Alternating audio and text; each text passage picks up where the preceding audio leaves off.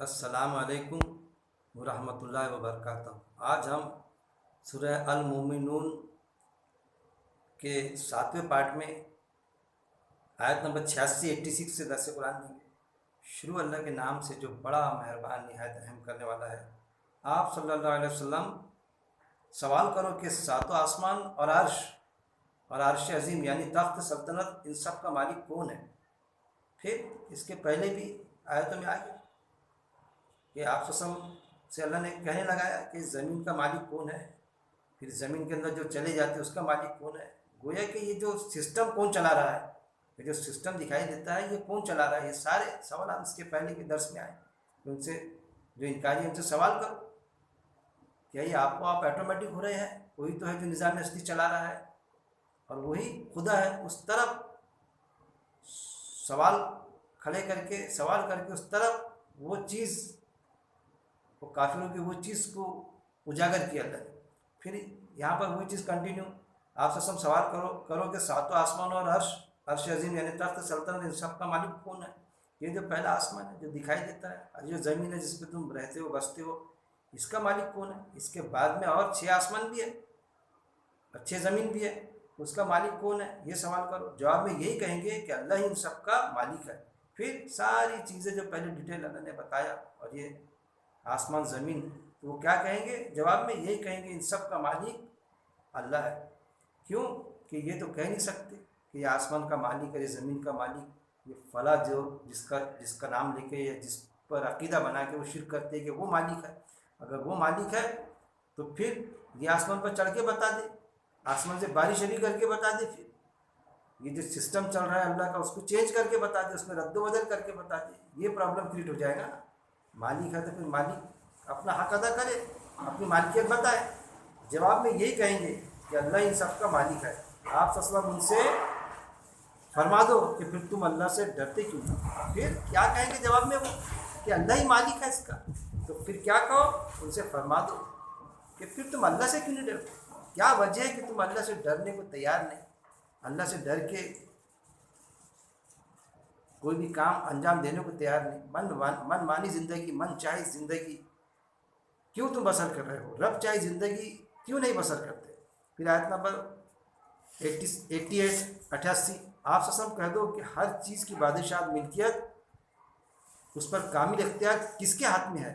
اب کون ہے جو سب کو پناہ دیتا ہے؟ اس کے مقابلے میں کسی کو بھی کوئی پناہ دے کر بچا نہیں سکتا۔ اگر کچھ جانتے ہو تو اس سوال کا جواب دو۔ کیا پھر اور سوالیہ نشان کھڑے کیے اللہ نے؟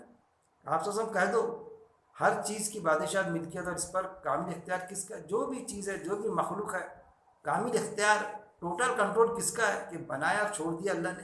ایسا تو نہیں۔ ہر چیز ایک کسی دائرے میں، ایک مخصوص دائرے کے تحت، ایک مخصوص حرکت کے تحت اپنی حرکت میں ہے کہ اس حرکت سے وہ ذرا برابر بھی ہٹ نہیں سکتی۔ سورج مشرق سے نکل کے مغرب میں ڈوبتا، رات میں چاند نکلتا، تارے نکلتے، ہواؤں کا چلنا، بارش کا موسم بدلنا، یہ سسٹم کون چلا رہا ہے؟ آپ کہہ دو کہ ہر چیز کی بادشاہت، ملکیت اور اس پر کامل اختیار کس کے ہاتھ میں ہے؟ اب کون ہے جو سب کو پناہ دیتا ہے؟ اب کون ہے جو سب کو پناہ دے رہا ہے؟ کہ سب کو پالے ہوئے ہے، سب کو پناہ دے رہا ہے، اور اس کے مقابلے میں کسی کو بھی کوئی پناہ دے کر بچا نہیں سکتا۔ جب اللہ ارادہ کرتا ہے کسی کے موت کا تو اس کو برابر موت آتی ہے، ساری دنیا مل کے بھی کوئی اس کو بچا نہیں سکتا، کسی بھی جاندار کو۔ اور جب کسی بھی مخلوق کو اللہ تباہ و برباد کرنا چاہتا تو باقاعدہ وہ تباہ ہو جاتا، برباد ہو جاتا۔ یہ چیز کسی کو بھی کوئی پناہ دے کر بچا نہیں سکتا۔ اگر کچھ جانتے ہو تو اس سوال کا جواب دو۔ اگر آپ کچھ جانتے ہو، آپ کو لگتا ہے کہ اللہ کے علاوہ بھی کوئی خدا ہے، تو پھر بتاؤ یہ سسٹم میں اس کی کیا دخل اندازی ہے؟ کون سا پارٹ ہے اس کا؟ یہ جو دنیا کا سسٹم ہے، تو تم جس کو الہ مانتے ہو تو اس کا کون سا ایسا پارٹ ہے جو اپنا ادا کر رہا ہے وہ اس مخلوق کے تحت؟ بلکہ وہ خود اتنا محتاج ہے، اپنی زندگی موت کا محتاج ہے کہ پیدا ہوا تو اللہ نے پیدا کیا، مرے گا تو اس کی بھی گارنٹی نہیں، کسی کے نفع نقصان کا بھی کچھ وہ اس کو کوئی اختیار نہیں، کسی بھی جاندار کو، کسی بھی انسان کو۔ یہ چیز ان کے پاس اس کا ایک ہی جواب ہوگا، سب کچھ اللہ کے لیے ہے۔ آپ فرما دو کہ پھر تم خپتی پن کا شکار کیوں بنتے ہو؟ پھر ان کے پاس کوئی جواب نہیں ہوگا. یہی کہیں گے وہ کہ نہیں، یہ سب کچھ اللہ کے لیے، کہ یہ جو ہے یہ اللہ ہی چلا رہا ہے ساری سسٹم. یعنی کسی نہ کسی صورت پہ کسی نہ کسی شکل میں اللہ کو مانے بغیر نہیں رہ سکتے. اللہ کو ماننا ہی پڑے گا. وہ قدرت سمجھے، نیچر سمجھے، کسی بھی انداز سے، دہلی سے بھی ہم پوچھو، ناستک سے بھی، تو وہ یہی کہیں گا ہاں یہ ہے ایک سسٹم، ایک نیچر ہے جو چل رہا ہے یہ. تو کسی نہ کسی صورت میں اللہ کو ماننے بغیر اس کا کوئی ٹھکانہ نہیں ہے، کیونکہ ساری سسٹم کو چلانے والی کوئی شکتی ہے ایسی جس کو تسلیم کرنا پڑتا. وہی چیز اللہ نے بتایا یہاں پر کہ ان کے پاس اس کا ایک ہی جواب ہوگا، سب کچھ اللہ کے لیے، کہ یہ ساری چیز وہ اللہ چلا رہا ہے. اب اس کو نیچر کی شکل میں قبول کرو یا کچھ بھی. پھر تم خپتی پن کا شکار کیوں ہوتے؟ پھر ان سے کہو کہ پھر ایسا خپتی پن کا، پاگل پن کا شکار کیوں ہوتے؟ پھر اللہ جب ہے، ایک شکتی، ایک طاقت ہے، تو پھر اس کو کیوں نہیں مان لیتے؟ جب اس کو مان لیتے ہو تو پھر اس کی کیوں نہیں مان لیتے؟ اس کے طریقہ کار پر زندگی کیوں نہیں گزار لیتے؟ اور ایسا طریقہ کار جس میں انسانوں کی فلاح و بہبودی ہے، کیوں اپنے ذاتی مفاد کے لیے ایک دوسرے کے قتل پر آمادہ ہو، ایک دوسرے کے نقصان پہ آمادہ ہو؟ بلکہ حقیقت یہ ہے کہ ہم نے تو اپنے طور پر خود ہی ان کے پاس حق بات پہنچانے کا انتظام فرمایا اور یہ لوگ جھوٹے ہیں کہ مانتے ہی نہیں. پھر اللہ نے کیا فرمایا کہ حقیقت اصل میں یہ ہے، اللہ حقیقت بیان کر رہا ہے کہ ہم نے، یعنی اللہ نے اپنے طور پر خود ان کے پاس حقیقت پہنچانے کا انتظام فرمایا، اور یہ لوگ جھوٹے ہیں کہ مانتے ہی نہیں. کہ ان کو اللہ کی بات ڈھونڈنے کے لیے کہیں جانا نہیں پڑتا، اللہ خود اپنے طور پر حق بات ان تک کے پہنچا دیتا ہے، نبیوں کے ذریعے، رسولوں کے ذریعے. پھر ان کے خود کے دل میں وہ شمع ہے، وہ جو ضمیر کی آواز، کوئی غلط کام کرنے پر ضمیر کی آواز اس کو دھتکارتی. کیونکہ ایمان، اللہ کا دین جو ہے اس کے فطرت کی رہنمائی کرتا ہے، اس کی فطرت کے مطابق ہے. جب بھی کوئی غلط کام کرتا ہے تو وہ پشیمان رہتا ہے، دل کے دل میں شرمندہ رہتا ہے. ایک چور کو کبھی چوری کرنے میں خوشی نہیں ہوتی، ایک زانی کو زنا کرنے میں اس کا دل اس کو جھنجھوڑتا ہمیشہ. اگر کوئی انسان اپنے ماں باپ کی نافرمانی کرے تو وہ کرے گا، لیکن اس کا دل اس کو ہمیشہ کھائے گا، دل جھنجھوڑے گا کہ جو کچھ غلط کر رہا ہوں میں. وہ غلط کام کرنے کی طرح طرح کی وجوہات بیان کرتا ہوں، لیکن فطرت میں اس کے وہ شامل نہیں ہوتا، فطرت سے ہٹ کے کام کرتا. اسی لیے اس پر بھی میرا درس ہے. اسلام دراصل دین فطرت ہے. کسی کو بیٹا بنانے کی اللہ کو بھلا کیا ضرورت پیش پڑی؟ اب مولانا نے بیٹا لیے، یہاں پر آیا عربی مطلب میں ولدن، بیٹے کے ویسے معنی ہوتے چہیتا، تو چہیتا تو ہو سکتا کوئی، لیکن ولدن اولاد، تو جس کی اولاد رہے گی اس کی رہے گی. نطفے سے پیدا ہوتا اولاد، اور اولاد اس کی ہوتی. تو کسی کو اولاد بنانے کی اللہ کو بھلا کیا ضرورت پڑی؟ یعنی اللہ کو کیا ضرورت پڑی کہ اللہ کسی کو اپنی اولاد بنائے؟ اور اللہ کے ساتھ دوسرا کوئی بھی معبود کیسے ہو سکتا ہے؟ کہ اللہ کو کیا یہ ہے کہ اللہ نعوذ باللہ فنا ہو جائے گا تو پھر اپنی وراثت دوسرے کو سونپے گا تو اس کی اولاد اس کو وراثت پہ لے کے چلے گی؟ ایسا کچھ بھی نہیں ہے. جب کچھ نہیں تھا تو اللہ تھا، جب کچھ بھی نہیں ہوگا تو اللہ ہوگا. اللہ باقی رہے گا. اللہ پہلے بھی تھا، بعد میں بھی رہے گا. کسی کو اولاد بنانے کی اللہ کو بھلا کیا ضرورت؟ اللہ کسی کے محتاجی میں ہے؟ بالکل نہیں. یا کسی کے ماننے سے اللہ کی کرسی قائم رہے گی؟ بالکل نہیں. اور اللہ کے ساتھ دوسرا کوئی معبود کیسے ہو سکتا ہے؟ کہ دوسرے کو معبود کی اللہ کو کیا ضرورت کہ دوسرا کوئی معبود رکھے؟ جبکہ اللہ کو نیند تو دور کی بات، اونگ بھی نہیں آتی. کہ کچھ ایسا پیریڈ کہ اللہ تھک جاتا، اونگ آ جاتی، تو اس وقت میں کوئی دوسرا معبود، کوئی دوسرا رہے گا اللہ، یا دوسرا کوئی ایسا ہینڈس رہے گا اس کا جو کاروبار چلائے گا. اس طرح کا کوئی معاملہ نہیں ہے. دوسرا کوئی معبود کیسے ہو سکتا ہے؟ اگر ایسا کچھ بھی ہوتا تو ہر معبود اپنے اپنے مخلوق کو لے کر الگ الگ نکل جاتا اور ایک دوسرے پر چڑھائی کر دیتا. پھر کہ اللہ کے سوا تو کوئی معبود نہیں ہے. لیکن اگر ایسا ہوتا، ایک اللہ مثال بیان کر رہا کہ اللہ کے علاوہ بھی کچھ معبود ہوتے، جیسے انہوں نے گھر رکھے ہیں معبود، پانی کا دیوتا الگ، پانی کا معبود الگ، بارش برسانے والا، آگ کا الگ، بچے پیدا کرنے والے کا الگ، پہاڑوں کا دیوتا الگ. جو فرشتے تھے دراصل میں، جو اللہ نے جن کو کام پر لگایا تھا اس وقت میں، ابھی بھی ہے، قیامت تک کے رہیں گے وہ، ان کو انہوں نے کیا بنا دیا تھا کہ گویا یہی اللہ ہے. یہ چھوٹے چھوٹے اللہ بنا کے رکھے تھے انہوں نے، ان کی پوجا کرنا شروع کر دیے تھے. یہ جو سمبھوتی آسمبھوتی، ایک وہ چیزیں جو قدرتی، سورج چاند، یہ قدرتی چیزیں اللہ نے جو پیدا کیا، اور ایک وہ جو انسان خود گھڑتا، تو اس کو معبود بنا لینا. اس کو خدا بنا لینا، ایک وہ جو قدرتی چیزوں کو خدا بنا لینا، یہ چیزیں دوسرا کوئی معبود کیسے ہو سکتا ہے اللہ کے سوا؟ ایک سے دو، دو سے چار، چار سے چھ، 10، 12، 20، 25، جیسے انہوں نے کئی لاکھوں سے کئی کوٹی معبود بنا کے رکھے، پھر بھی ان کی ضرورتیں پوری نہیں ہو رہی۔ وہ سمجھتے ایک اللہ کو ماننے کا ان کا وہ ایک جواز تھا کہ اتنے سارے معبود ہمارے، وہ ہماری ضرورت پوری نہیں کر سکتے، تو تیرا ایک معبود ایک اللہ کی بات کرتا ہماری ساری ضرورت پوری کر دے گا۔ کیوں کہ ضرورتیں تو ساری پوری ہوتی انسان کی، لیکن دل میں جو خواہش ہے، اور جس میں تمنا خواہش ہوتی نا، وہ ہمیشہ کچھ نہ کچھ باقی رہتی۔ تو وہ بھی حدیث موجود ہے کہ جو ہماری خواہش ہوتی نا، جب منہ میں مٹی جاتی جب ہی ختم ہوتی، خواہش ہوتے جاتی، ایک گھر کا مالک، پھر کارپوریٹر بن گیا، محلے کا بن جائے وہ، پھر ایک دیش کا بن جائے مالک، حاکم بن جائے، بادشاہ، تو پھر چاہتا دنیا میرے ہاتھ میں آ جائے۔ دنیا کے ہاتھ میں آ جائے، اگر دنیا تو آ نہیں سکی کسی ایک اکیلے شخص کے ہاتھ میں، سو پوری زمین آ جائے تو اس پر بھی وہ مطمئن نہیں رہے گا، وہ بولے گا زمین کے علاوہ جو چاند ہے اور جو مریخ ہے اس کا بھی کاروبار میرے ہاتھ میں آنے کو ہونا۔ ایسی انسان کی تمنا بڑھتے بڑھتے جاتی ہے۔ اگر ایسا کچھ بھی ہوتا، ہر معبود اپنی اپنی مخلوق کو لے کر الگ نکل جاتا۔ کیسا ہوتا؟ اللہ کے علاوہ اگر اور بھی معبود ہوتے تو کیا ہوتے؟ ان کو ماننے والے اپنے اپنے طور پر، جیسا آپ کو دکھے گا ماحول ہے انڈیا میں، تو باقاعدہ اس طرح سے ماحول ہے کہ ایک ہی گھر میں کئی اللہ کو ماننے والے ہیں۔ کوئی کس کا بھکت ہے تو کوئی کس کا بھکت ہے، باپ کسی اور کا بھکت ہے تو بیٹا کسی اور کا بھکت ہے، تو بیوی کسی اور کی بھکتی کرتی۔ یہ چیزیں ملتی، اور ایمان والوں میں بھی یہ ملتا معاملہ کہ جب ایک اللہ کو چھوڑتے تو پھر الگ الگ کی بھکتی میں لگ جاتے۔ کوئی غوث اعظم کو مانتا کہ غوث اعظم ان کو اللہ بنا لیا، ان سے کرامات، کوئی میرے غریب نواز، کوئی تاج الدین بابا، باوجود اس کے کہ نیک و صفت ہستیاں تھی، چلے گی دنیا سے، لیکن انہوں نے جب اللہ نے اپنے پاور دوسرے کو ڈیلیگیٹ کر دیا، ان کو پاور دیا، جب انہوں نے چھوٹے چھوٹے ایسے اللہ کے علاوہ اللہ بنائے تو پھر الگ الگ انہوں نے کرے۔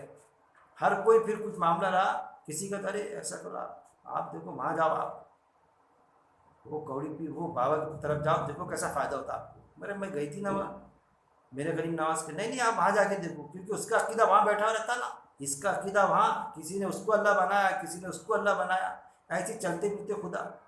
کوئی بیماری کا علاج دوا سے ہونا چاہیے تو دوا بھی چالو دعا سے ہونا چاہیے، اللہ سے دعا کرو، تو وہ پھر اس کا پانی لو پڑا ہوا، اس کا تعویذ لو، تو وہ جس کا پانی لیتا نہیں، میں نے ایسا کی یا میں نے ایسا کیا، دیکھو اس کے تم 5 ہفتے تعویذ لو اس کی، وہ فلانے مولانا کے، دیکھو کیسا فائدہ ہوتا۔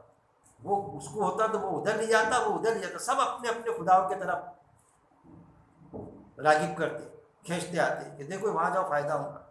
اور انسان پھر جس کو مانتا وہاں فائدہ نہیں ہوا، حالانکہ وہ آرٹیفیشلی خدا تھا اس کا، جس سے مانگتا تھا، یار وہ مولانا سے فائدہ نہیں ہوا، پھر دوسرے مولانا کو پکڑتا، پھر اس کے تعویذ گنڈے چلتے۔ 5 ہفتے اس کے بھی کر کے دیکھو آپ، دیکھو 2 ہفتے کر کے تو دیکھو آپ اس کے، یعنی کر کے تو دیکھو، مطلب یہ چیزیں ایسے الگ الگ معبود بناتے۔ تو وہی چیز اللہ بیان کر رہا ہے کہ اللہ کے ساتھ دوسرا کوئی بھی معبود کیسے ہو سکتا ہے؟ اللہ کے ساتھ، یعنی اللہ اور اللہ کے ساتھ میں، جیسا اللہ نے اپنے پاور کسی دوسرے کو ڈیلیگیٹ کر رکھا ہے، ایسا اگر کوئی معبود کیسے ہو سکتا؟ اگر ایسا کچھ بھی ہوتا، ہر معبود اپنے مخلوق کو لے کر الگ الگ نکل جاتا، ہر کوئی اپنے ماننے والوں کو الگ الگ نکال کے اپنی میجارٹی بنا لیتا، ہر معبود ہر خدا، اور ایک دوسرے پر چڑھائی کر دیتے۔ پھر کیا کرتے؟ جب اپنے اپنے ماننے والوں کو الگ الگ لے لیتے اپنی صورت میں، تو پھر میں بڑا ہوں، میں صحیح ہوں، میں اس سے بڑا، میں تیرے سے بڑا، میں اس سے بڑا، تو سب آپس میں ٹکرا جاتے، ایک دوسرے پر چڑھائی کرتے، ان میں آپس میں جنگ ہو جاتی۔ انہوں نے جو خدا بنا کے رکھے نا، تو پھر وہ آپس میں لڑتے۔ اگر واقعی ایسا ہوتا تو ان میں آپس میں جنگ چھڑ جاتی۔ وہ خدا جنہوں بنا کے رکھے، انہوں نے جو بڑی بڑی طاقت ہے، وہی آپس میں لڑتے تھے۔ اگر واقعی میں ایسا ہوتے جیسے لوگوں نے بنا کے رکھے کہ یہ بابا کے ہاتھ میں وہ شکتی، وہ بابا کے ہاتھ میں وہ شکتی، وہ فلانا ولی، یہ وہ فلانے پاور اس کو، وہ دیوتا، یہ دیوتا، تو پھر یہ بابا آپس میں لڑتے تھے، ولی آپس میں لڑتے تھے۔ وہ بولتے نا، ارے بھائی بہت بڑی ہستی ہے، زندے ولی ہے، تو قبروں میں سے نکل کے وہ لڑائی جھگڑے شروع ہو جاتے تھے ان کے، کیا ہے تو وہ لڑ رہے، ارے میرے کو مان رہے تو تیرے طرف کیوں بلایا اس کو؟ ابھی تک کہ میرے کو مانا اس نے 10 سال تک کے، اب تیرے 5 ہفتے کیسا کرنے آیا؟ چلو وہ آیا تو آیا، تو نے میرے طرف کیوں نہیں بھیجا وہ گراہک کو؟ جیسے دکان کا گراہک ہوتا نا، میرا گراہک ہے تو کسی دوسرے دکان پہ چلے گئے، ارے یار وہ میرا گراہک تھا، تو نے کیسا بلا لیا میرے گراہک کو؟ چل میرا گراہک، میں بھی تیرے گراہک کو بلاؤں گا، پھر ایسے سے اس طرح سے جھگڑے ہو جاتے ہیں۔ یہ کیا ہے؟ اصل میں اللہ کا دین فطری دین ہے، اگر ایک اللہ کے علاوہ ایسے دوسرے واقعی میں ہوتے ایسے، اللہ اپنے پاور اللہ کسی کو دے دے کے رکھتا ایسا، تو سب آپس میں لڑتے، میرے پاس آؤ، میرے پاس میں آؤ۔ دکانداری ایک بازار مان لیا جاتا ہے سر، یعنی خداؤں کا بازار یا الگ الگ الہوں کا بازار، خدا کا میرے طرف آؤ، میرے طرف آؤ، ایسا شروع ہو جاتا ہے۔ وہ چیز بیان کر رہے اللہ تعالیٰ، مخلوق کو لے کر الگ الگ نکل جاتا، کیسے ہو سکتا ہے؟ اگر ایسا کچھ بھی ہوتا تو ہر معبود اپنی مخلوق کو لے کر الگ نکل جاتا اور ایک دوسرے پر چڑھائی کر دیتا۔ ان کے ہر بکواس سے اللہ بے عیب ہے۔ پھر اللہ کیا فرماتا کہ یہ جو بکواس کرتے ہیں نا، کہ ایک اللہ کے علاوہ کوئی اور ہے، اللہ کے ساتھ میں بھی کوئی اور ہے، اللہ نے اپنی شکتی کسی دوسرے کو دے رکھی ہے، تو یہ کیا ہے؟ ان کی بکواس کے علاوہ کچھ نہیں ہے۔ وہی غیب اور ظاہر کو جاننے والا ہے، بہت بلند اور اعلیٰ ہے، ان تمام عیبوں سے پاک ہے جو مشرک بیان کرتے ہیں۔ پھر اللہ کیا بیان کرتا؟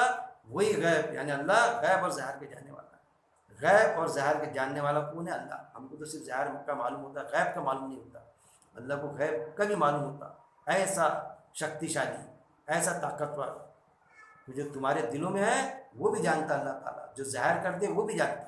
کہ ظاہر کا ہم کو معلوم ہوتا، لیکن کسی کے دل کا راز تھوڑی معلوم ہوتا۔ بلکہ یہاں تک کیا آتا ہے کہ جو خیالات ہمارے دل میں آنا باقی ہے، ہم کو بھی ہمارا خیال معلوم نہیں رہتا کہ اگلا خیال کیا آنے والا ہے، اس سے بھی اللہ واقفیت رکھتا۔ وہی غیب اور ظاہر کو جاننے والا ہے، کون؟ یعنی اللہ، بہت بلند اور اعلیٰ، بہت بلند ہے، بہت اعلیٰ، بڑا اعلیٰ، اعلیٰ، ایسا اعلیٰ، بہت اعلیٰ، بہت بلند، یعنی اللہ کی ساری صفت جو ہے لامحدود، اس کی کوئی چرن سیما نہیں، محدود دائرے میں آپ اس کو باندھ نہیں سکتے۔ انسان کی جو بھی صفت، کتنا بھی بڑا انسان رہے، چاہے نبی رہے، رسول رہے، اور کوئی انسان رہے، اس کی صفت محدود، لیکن اللہ کی صفت لامحدود، ان تمام عیبوں سے پاک ہے جو مشرک بیان کرتے ہیں۔ یہ جو بیان کرتے ہیں نا عیب، اللہ نے اپنے پاور اس کو دیا، اللہ کا وہ فلانا وہ چاہیتا ہے، اس کے ذریعے سے مانگ لو، اس کے وسیلے سے مانگ لو، تو اللہ ان سارے عیب سے پاک ہے کہ کسی کے وسیلے سے دعا کرو، یا اپنے پاور کسی کو دے دے گا پاک کرنے کے وہاں پر کہ چلو بولو کس کو معاف کر دوں میں، تم بولو تو میں معاف کر دوں گا اس کو۔ ایسے کچھ پاور اللہ کسی کو وہاں دینے والا نہیں، نہ یہاں پر دیا۔ باوجود اس کے کہ صرف خلیفہ بنایا کہ اللہ کے قاعدے فالو کر، اللہ نے جو قرآن میں بتایا، جس نے جو جرم کیا اس کے مطابق سزا دے اس کو۔ پھر آیت نمبر 93، آپ صلی اللہ علیہ وسلم دعا کرو کہ اے میرے رب، ان سے عذاب کا جو وعدہ کیا گیا ہے وہ مجھے دکھا بھی دے، تب بھی آپ صلی اللہ علیہ وسلم دعا کرو، اے میرے رب، ان سے عذاب کا جو وعدہ کیا گیا ہے وہ مجھے دکھا بھی دے، تب بھی میرے رب مجھے کسی موقع پر بھی ظالم قوم کے ساتھ شامل نہ کیجیے۔ پھر اللہ کیا دعا کرنے لگا ہے؟ آپ سب کو آیت موجود ہے کہ کیسی دعا کرو، یا میرے رب ان سے عذاب کا جو وعدہ کیا گیا ہے وہ مجھے دکھا بھی دے، تب بھی کون سا عذاب؟ ایک وہ عذاب جو عذاب کا ٹریلر، جو عذاب آتا جیسا قوم عاد، قوم سمود، قوم لوط پر آتا ہے کہ وہ ایک وہ عذاب جو قیامت کا عذاب، قیامت کی گھڑی جو آئیں گی، 7 گھڑی، ایک وہ عذاب۔ کیوں کہ قیامت کی گھڑی سے، کہ قیامت اچانک آئیں گی، قرآن میں ہے، اس سے آپ صلی اللہ علیہ وسلم کو بھی ڈرایا گیا، آپ صلی اللہ علیہ وسلم بھی خود ڈرتے تھے، باوجود اس کے پہلے کے رسول بھی قیامت سے ڈرتے تھے کہ کبھی بھی آ سکتی۔ ایسا نہیں کہ آپ صلی اللہ علیہ وسلم نے کوئی چیز جو بیان کی ہے تو ویسا ہوگا تبھی آئیں گی قیامت۔ وہ آپ صلی اللہ علیہ وسلم جو بھی چیز بات بیان کرتے تھے تو وہ چیز تھی، وہ شکل تھی، وہ کہ ایک اندازہ، ایک ججمنٹ تھا آپ صلی اللہ علیہ وسلم کا کہ ایسا کہ کسی کو جنت کی بشارت، 10 صحابہ کو جنت کی بشارت جو آپ صلی اللہ علیہ وسلم نے دیے تھے، کس چیز پہ دیے تھے؟ کہ یہ وہ جو موجودہ اس وقت طرح کے عمل کرتے تھے، جیسا یہ اس طرح کے عمل کرتے تھے، ایسے کریں گے تو ان کو جنت ملے گی، جنت کی بشارت۔ لیکن ایسا نہیں کہ وہ عمل نہیں کریں گے، اس سے ہٹ جائیں گے اور پھر جنت مل جائے گی، باوجود اس کے کہ وہ صحابہ تھے۔ لیکن ایسا ڈکلیئر کسی کو نہیں کیا، کسی بھی نبی نے، اور آپ صلی اللہ علیہ وسلم نے بھی نہیں کیا ایسا ڈکلیئر، کیونکہ کرتے ہی نہیں آتا تھا ایسا۔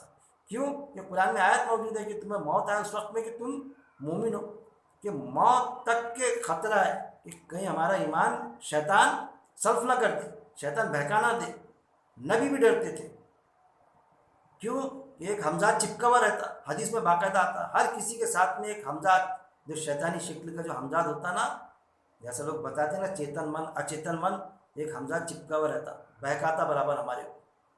انسان تو فطرت سے مسلم پیدا ہوتا، لیکن اس کے ساتھ میں ہر کسی کے ساتھ میں ایک حمزات ہے، حمزات شیطان، وہ شیاطین ہر ایک کے پاس چپکا ہوا ہے، آگے وہ بھی تذکرہ آ رہا ہے۔ آپ سے دعا کرو کہ میرے رب ان سب کے ان سے عذاب کا جو وعدہ کیا گیا ہے وہ مجھے دکھا بھی دے، تب بھی اگر جو وعدہ اللہ عذاب سے انہیں ان کا کیا، اگر میرے سامنے ان کو کوئی عذاب آ جائے، عذاب کا ٹریلر کوئی، جیسا قوم لوط قوم میں آپ کا ہے اس طرح کا، یا پھر میرے سامنے قیامت کی گھڑی آ جائے، ساتھ آ جائے، تب وچ ایور از بیفور، جو بھی، یا پھر ان کا انفرادی ان کو موت آ جائے، یہ بھی ہو سکتا ہے کہ آپ سے حیات اور کسی کو ان کے سامنے موت آ جائے، انکاری کو، وہ چیز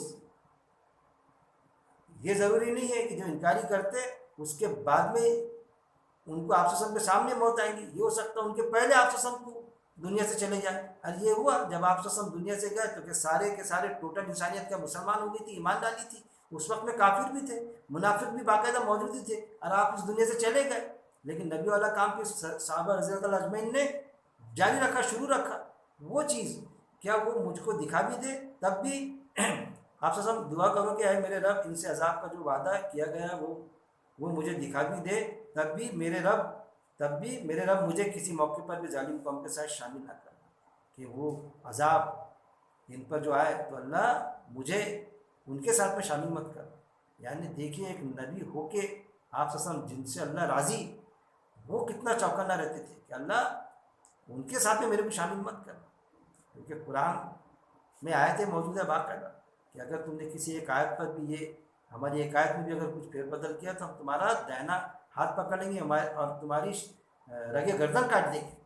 یہاں تک کہ بھی انٹیمیشن آپ کو قرآن کی آیت میں دی گئی کہ آپ کو اللہ تعالیٰ کتنا چوکنا رکھتا تھا، اور آپ کتنا چوکنا رہتے تھے، ڈرتے تھے ہمیشہ، کیونکہ ان کو معلوم تھا، ان کا یہ ایمان عقیدہ تھا کہ جو حمزاد جو ہوتا نا وہ چپکا ہوا رہتا باقاعدہ، کہاں سے بہکاؤں کر کے نبیوں کو اس نے کوشش کیا۔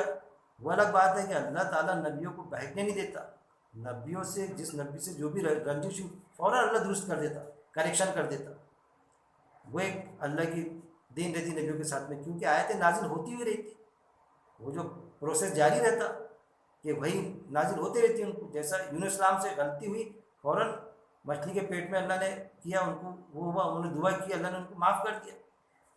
اور دیگر رسولوں کے بارے میں آتا، آپ خود شہد کھانا چھوڑ دیے تھے، میٹھی چیز آتی اس میں تو شہد بتایا جاتا، تو شہد کھانا چھوڑ دیے تھے، تو پھر آیت نازل ہوئی، آپ کون ہوتے ہیں حلال کو حرام کرنے والے، شہد تو ہم نے حلال کیا، آپ میں شہد کھانا شروع کر دیے۔ وہ چیز میرے رب مجھے کسی موقع پر بھی ظالم قوم کے ساتھ شامل نہ کیجیے، یعنی ان قوم کے ساتھ مطلب ان کا کسی بھی انداز سے میں ان کا فیور لینے لگوں، یا ان کی بات کو تسلیم کر لوں، یا ان کی بات پہ خاموش بیٹھ جاؤں، یا اپنی جو تیری دعوت ہے وہ دعوت پہنچانے میں تھوڑی ڈھیل دے دوں تاکہ ان کو تسلی ملے، تو ان کے ساتھ میں مجھے شامل مت کرنا کہ ان کی کسی بات سے میں سہمت ہو جاؤں، متفق ہو جاؤں کوئی ذرہ برابر بات پر کی۔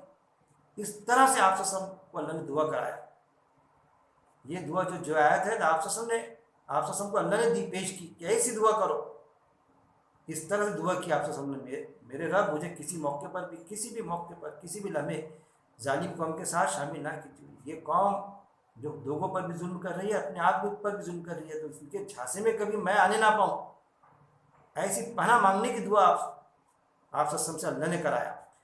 ہم اس پر پورے طور پر قدرت رکھتے ہیں کہ عذاب کا جو وعدہ ہم ان سے کر رہے ہیں وہ آپ کو دکھا دے۔ پھر اللہ تعالیٰ کیا فرماتا کہ ہم قادر اس چیز پر کہ عذاب کا جو وعدہ ہم اس سے کر رہے ہیں تو وہ ہو سکتا ہم آپ کو دکھا دے، آپ کے سامنے ان پر عذاب ڈالے، یا یہ بھی ہو سکتا ہے کہ آپ موجود ہیں، قیامت آ جائے۔ آپ کے موجودگی میں بھی قیامت آ سکتی تھی نا، آپ خود ڈرتے تھے قیامت سے، صحابہ ڈرتے تھے قیامت سے، کبھی بھی آ سکتی تھی، کیونکہ قرآن میں تذکرہ ہے، پوچھتے تھے آپ سے قیامت کب آئیں گی، تو آپ کو اللہ نے یہ بتانے لگایا، آیت موجود ہے، اس کا علم مجھے نہیں ہے، صاف فرما دیا اس کا علم مجھے نہیں ہے، عنقریب ہے، پلک جھپکتے آئیں گی، قیامت اچانک آئیں گی۔ آپ نے تو یہ بتایا کہ ڈرو قیامت سے، کبھی بھی آ سکتی، وہی چیز یہاں پر جھلکتی۔ ہم اس پر بھی پوری طور پر قدرت رکھتے ہیں کہ عذاب کا جو وعدہ ہم ان سے کر رہے ہیں، یعنی قیامت آنا یا کوئی ٹریلر کی شکل میں عذاب آنا، وہ آپ کو دکھا دے، یعنی آپ کے موجودگی میں بھی قیامت آ سکتی، لیکن نہیں، ہم کو قیامت کے ڈر سے، جس سے آپ ڈرتے تھے، صحابہ ڈرتے تھے، لیکن وہ ڈر اور خوف ہم سے دور کر دیا گیا۔ کیسا کہ عیسیٰ السلام آئیں گے تو اس کے بعد میں قیامت آئیں گی، یاجوج ماجوج آئیں گے اس کے بعد میں قیامت آئیں گی، یعنی قیامت کے ساتھ وہ گھڑی آئیں گی، یہ چیز जुमे का दिन होगा, मुहर्रम की 10 तारीख रहेगी तो आएंगी, ऐसा होगा तो आएंगी, वैसा होगा तो आएंगी, तरह तरह की निशानियाँ। अरे वो निशानियाँ नहीं हो तो जब साथ आएंगी उस टाइम पे जो घड़ेगा वही निशानियाँ रहेंगी, वो जो प्रोसेस चलेगा, ना कि क़यामत आने के पहले कोई निशानी होगी। याजूज माजूज भी जब वो सात घड़ी आएंगी तो वो जहाँ भी दफन हुए होंगे वहाँ पर, वो पहाड़ी के पीछे, वहाँ से उठेंगे कब्रों में से, ज़मीन में से, वो भी एक कौम थी और वो आएंगे इधर। तो क्या हमको क्या, वो तो अपने अजाब में होंगे मुब्तला, हर कोई अपने नफ्सा नफ्सी का आलम होगा, वो भी नफ्सा नफ्सी के आलम में होंगे। वो क्या लोगों को चीरना फाड़ना शुरू करेंगे क़यामत की वो सात की घड़ी में। तो पहले का बताया जाता है, क़यामत के पहले वो आएंगे, पहले आएंगे जैसा। अरे वो तो अचानक आएंगी घड़ी, ये चीज़ है अकायद के बिगाड़।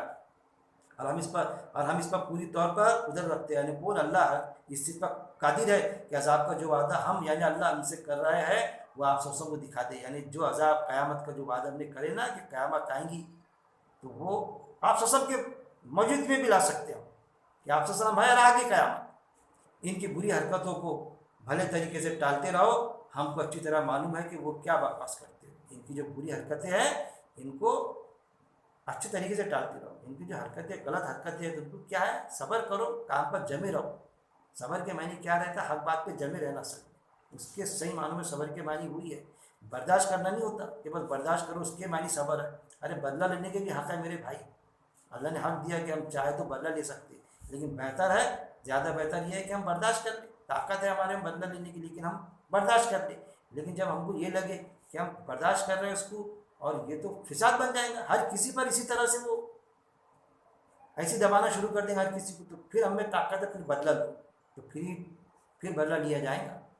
अब फिर वो है फिर कि जितना उसने किया हम पर जुल्म उतना हम बदला लेंगे। लेकिन एक तमाचा मारा तो कैसा बैठेगा, फिर बातिल के मुंह पर हक का जन्नाटेदार तमाचा बैठेगा। वो भी कुरान में मौजूद है कि भेजा बाहर आ जाएगा। फिर यह है वो बदला लेना कि जब ईमान वाला बदला लेने पर आता तो कोई एक तमाचा मारता तो उसका एक तमाचे में भेजा गुन जाता फिर उसका। इनकी बुरी हरकतों को भले तरीके से टालते रहो, बुरी हरकत को यानी जो गलत काम है उसको अच्छी बात से टालते रहो, हत्ता हो सके कि सब्र से जमे रहो, अपने हक पर काम पर जमे रहो। हमको अच्छी तरह मालूम है कि वो क्या बकवास करते हैं। अल्लाह ने ये फरमाया कि अल्लाह अच्छी तरह जानता है कि वो क्या बकवास करते हैं। और आप यूँ दुआ करते रहो कि अय मेरे परवरदिगार मैं पनाह तलब करता हूँ, मुझे शैतान की छेड़छाड़ से बचाकर अपनी हिफाजत में। अब यहाँ पर आया है, और आप यूँ दुआ करते रहो कि अय मेरे रब, अय मेरे परवरदिगार मैं पनाह तलब करता हूँ कि मुझे शैतानों की छेड़छाड़ से बचा ले। ये औज़बिका मिन हमजातिश शयातीन, इस पर हदीस मौजूद है। आप साहबा ने पूछा, हर आप फरमाया कि हर किसी के साथ में एक हमजाद होता है, यानी इंसान दीन फितरत पे पैदा हुआ, लेकिन एक हमजाद हर किसी के साथ में होता, वो शैतान जो बहकाने की कोशिश करता, बहकाता, उसको बहकाने की कोशिश करता, चिपके रहता उसके साथ में कि अच्छा काम नहीं करने देना, बुरी तरह राग़िब करना। तो पूछा आप आपके साथ में? हाँ, मेरे साथ में भी वो शैतान है, हमजाद मेरे को भी है चिपका हुआ, लेकिन मैंने उस हमजाद को, मेरे हमजाद को मुस्लिम बना दिया। ये चीज़, ये भी आपको हदीस में मिलेगा, ये चीज़ जो आयत मौजूद है। हमजाद हर किसी के साथ में, यानी शैतान कैसा होता, उसको भी बहकाता खुद को, और फिर उसके अंदर घुस के दूसरे को भी बहकाना शुरू करता हो। एक बात जो गलत हम खुद तस्लीम करते, अब वो गलत बात दूसरे तक के पहुँचाते, तो वो किसका अमल रहता? वो शैतान जो रहता है ना, हमजाद, वो कराता, अंदर से हमारे निकालता। शैतान यानी एक अमल, वो हमजाद हर किसी में मौजूद रहता। कोशिश ये करना पड़ता कि वो हमजाद पर हम हावी हो जाए, उसको हम मुस्लिम बना दें। वो पूरी कोशिश करता कि हम फितरी तौर पर मुस्लिम है, इंसान पैदाइशी तौर पर मुस्लिम होता, फर्मा बरदार होता, तो वो पूरी कोशिश करता हमजाद कि वो फर्मा बरदारी से निकाले अल्लाह की, और उसको अपने चंगल में लाए कि सारे काम वो उस हमजाद के, उस शैतान के मुताबिक करना शुरू करते। और होता है सब, अच्छे लोग अच्छे काम करते, लेकिन किसी मोड़ पर गलत काम को हमजाद के चक्कर में आके गलत काम करना शुरू कर देते हैं। एक बार उसके चक्कर में आए तो फिर चक्रम चक्री में डालना शुरू कर देता हूँ वो चीज़। तो फिर दुआ, और आप सब यूँ दुआ करो, आप सब जो दुआ करने लगाया अल्लाह ने, आप सब दुआ की, ये दुआ मौजूद है, हमने भी करना चाहिए दुआ। और आप सब यूँ दुआ करते रहो, क्या है मेरे परवरदिगार मैं पनाह तलब करता हूँ कि मुझे शैतान की छेड़छाड़ से बचाकर अपनी हिफाजत में ले ले। शैतान की छेड़छाड़ से, एक वो शैतान जो हमजाद हमारे खुद में है मौजूद, एक वो जो हर किसी इंसान में है, हर एक के साथ में एक हमजाद है, तो उसको भी बहकाता और उसके ज़रिए से हमको भी बहकाता। کبھی ہمارا ہمزاد ہم پر حاوی نہیں ہوا، ہم نے اس کو مسلم بنا لیا، وہ دوسرے کا کہنا مانتے ہیں جو ہم جس چیز کو برا سمجھتے تھے کہ نہیں بری چیز ہے، ایسا نہیں کرنا، رشوت لینا بری بات ہے، دوسرا سمجھاتا ہم کو ارے یار خوشی سے دیا تو کیا ہو گیا لینے میں، دیکھنا اپنے کو ضرورت بھی ہے تیرے کو، کل تو ایک ایک سے مانگ رہا، کسی نے دیا کہ ادھار پیسے اس کے پاس میں گیا، کتنے پیسے تیرے کو معلوم نہیں، کتنے اکاؤنٹ میں اس کے پیسے، کتنے بار تو نے اس کے وقت میں مدد کیا، کئی بار تو نے مدد کیا، آج تیرے پاس وقت آیا تو دیا کہ اس نے، اب کوئی تیرے کو خوشی سے دے رہا، تیرے کو ضرورت ہے 25,000 کی، وہ تیرے کو 1,00,000 روپے دے رہا ہے یار، تو 1,00,000 مت لے، 25,000 تو لے لے کم سے کم، ہو یار یہ بات پڑ رہی، 25,000 رشوت لے لے، کر دے اس کا کام، کس کو پتہ چلے گا، ہو یار بڑھیا آ جاتا اس کے جھانسے، وہ بہکا ہوئی تھا پہلے سے ہمزاد کے چکر میں آیا ہوا، یہ اس کے چکر میں آ جاتا، جیسے اس کے چکر میں آیا کہ اب پھر 25,000 اتھینٹک ہو گیا، اب اس کا ہمزاد خوش ہو جاتا اندر کا، 25,000 لیا تو پھر ہمیشہ پھر شروع ہو گیا اس کا بازار، جب پھر ضرورت نہیں بھی رہی پھر تو پھر رشوت لینا چالو، یعنی اس کے ہمزاد اس دوسرے شخص نے جس کے ہمزاد نے اس کو بہکایا تھا، اب اس نے اس کو بہکایا اور اس کے اندر کے ہمزاد کو ایکٹیو کر دیا اس نے، جیسا ہوتا ہے نا چارجنگ کر دیا، اس کو ایکٹیو کر دیا، جس کو ہم نے مسلم بنائے تھے اب وہ ایکٹیو ہو گیا، وہ شیطان ایکٹیو ہو گیا، اب وہ سب رشوت لینا بھی سکھا رہا، پھر وہ ساری طرف لے جائے گا، پھر رشوت لیے تو پھر کسی کو پتہ چلا، آفیسر نے پوچھا تم نے، نہیں میں نے لیا، جھوٹ بولنا بھی چالو، پھر ساری چیزیں۔ آیت نمبر 98، اے میرے رب مجھے تو اس سے بھی مجھے تو اس سے بھی بچا کہ وہ میرے پاس بھی آئے، پھر کیسی دعا کہ اللہ اس سے پناہ مانگتا ہوں میں حمزہ سے، اور مجھے تو اس سے بھی بچا کہ وہ میرے پاس آئے، ایک تو حمزہ وہ جو میرے خود میں ہے اس سے بچا، اور پھر اس سے بھی بچا کہ وہ میرے پاس آئے، کہ کسی دوسرے کا حمزہ اس پر وہ عمل کر لے، اس پر حاوی ہو جائے، وہ پھر شخص جو میرا دوست بھائی باپ بیٹے کی شکل میں میرے بزرگ کی شکل میں آئے اور مجھ کو بہکاتے، بزرگوں کی پیروی میں، باپ ہے تیرا ابا بولے نا ایسا کرے، ابا نے بولے کیا، پھر میں کر دیتا، وہ چیز اللہ تعالیٰ قرآن اصل میں کیا ہے، وہ اسپرٹ دیتا کہ ماں باپ کی خدمت کرو، مگر جب اللہ کے خلاف کوئی بات بولے تو بات بوجھ کہنا مت مانو، آیت موجود ہے حکم مانو اللہ کا اور اللہ کے رسول کا اور صاحب امر کا، یعنی جو قوام ہے گھر کا قوام یا خلیفہ، اور جب کسی بات پر تمہارا اختلاف ہو ڈسپوٹ ہو تو پلٹو اللہ اس کے رسول کی طرف، صاف آیت ہے، وہ چیز ہے کہ کسی بات پر حمزاد نے اس کو بہکایا، وقت کے کسی کو خلیفہ کو بہکا دے یا کسی ذمہ دار کو بہکا دے تو کس کی طرف پلٹنا، اللہ کی طرف اور رسول کی طرف، اللہ رسول کی بات کہاں پر ہے، یہ قرآن جو اللہ کی بات ہے، یہ قرآن جو رسول پاک صلی اللہ علیہ وسلم نے پیش کی، اس قرآن کے علاوہ آپ صلی اللہ علیہ وسلم نے کوئی کتاب لکھا کے نہیں گئے، اتنی جیت پرسنالٹی، آپ صلی اللہ علیہ وسلم سے اچھی شخصیت بہترین شخصیت کوئی ہو سکتی دنیا میں قیامت تک، اس وقت میں کئی کتاب لکھ سکتے تھے آپ صلی اللہ علیہ وسلم، یا لکھوا سکتے تھے کسی کو، لکھو یہ بھی لکھو میرے کو کیا کیا پسند ہے، لیکن نہیں لکھائی آپ صلی اللہ علیہ وسلم کہ لوگ قرآن کو چھوڑ دیں گے اور اس میں پڑھ جائیں گے، یہ چیز، بلکہ جو آپ صلی اللہ علیہ وسلم کی حدیث تھی حضرت ابو بکر صدیق رضی اللہ تعالیٰ عنہ نے لکھے، لیکن جب ان کو یہ لگا، لکھ تو لی حدیث آپ صلی اللہ علیہ وسلم کی، لیکن جب لگا کہ ارے لوگ ایسا تو نہیں ہو جائے گا کہ لوگ یہ آپ صلی اللہ علیہ وسلم کی جو حدیثیں تھی وہی پڑھنا شروع کر دیں گے، قرآن چھوڑ دیں گے تو وہ حدیثیں جلا ڈالیں، یہ بھی تاریخ میں موجود ہے، یہ 200-250 سال بعد لکھی گئی حدیث، اس سے انکار نہیں کہ کیوں لکھے گئی نا، ٹھیک بات ہے، لیکن ضابطہ یہ رہے گا، قرآن سے ٹکرائیں گی جو حدیث تو وہ حدیث تو ریجیکٹ ہوں گی، وہ چیز، یہاں تک کہ جب ان میں سے کسی کی موت آئے گی تو خوب بلبلا کر کہے گا اے میرے رب مجھے دنیا میں واپس لوٹا دے، پھر شیطان کے بہکاوے میں آئیں گا، ابلیس کے بہکاوے میں آئیں گے، لیکن جب موت آئیں گی تو کیا کرے گا، پھر پناہ مانگے گا، جیسا فرعون نے پناہ مانگی ہوئی تھی کہ اللہ تعالیٰ میں ایمان لاتا، دوبارہ دنیا میں جانے کا موقع اللہ سے مانگے گا، لیکن اس وقت میں پھر اس وقت کا ایمان اللہ قبول نہیں کرے گا، وہ چیز اللہ سے دعا ہے کہ اللہ رب العزت قرآن کو پڑھنے سمجھنے اور اس پر عمل کرنے اور موت تک اس پر جمے رہنے کی میرا مالک توفیق دے، وآخر دعوانا ان الحمد للہ رب العالمین۔